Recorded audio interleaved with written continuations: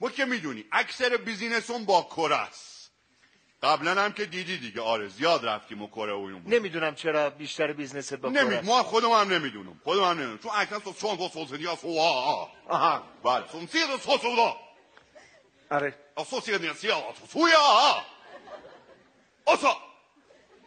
باشه؟ بله. به این دلیل بیشتر میرم کارو برمیگردم. دلیلش واسه آره کلیتش بود. آره رام بود. ما رفتم کره داشتم میگشتم و از مناظر لذت میبردم و این تکنولوژی ها و میگفتم عجب مردم پیش. آقا وسط خیابون یهو ما دکشوریمون گرفت. طبیعی هم هست توریستیم باش. توریست باشیم ولی دکشوری که میاد یه بله. آقا در یه جای زدیم رفتیم بالا گفتم سوسوان واه اونم گفتن سوسیه دیگه واه یعنی بیا بالا اشکالی نداره.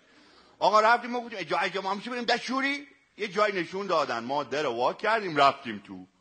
مشغول بودیم بالاخره کار خودمون انجام دادیم طبیعی هم هست. بله.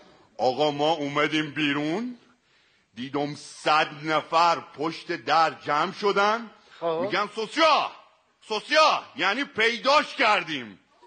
من پیدا کرده بودن کشف شده بودم رام بود. تو؟ آره تو نگو. چرا دنبال تو میگشتن؟ اونجا یه دفتر فیلم سازی بوده ظاهرا داشتن پروژه امپراتور بادها رو کار میکردن. ما که رفتم او تو همشون جمع شدن گفتن ما امپراتور بادها رو پیدا کردیم.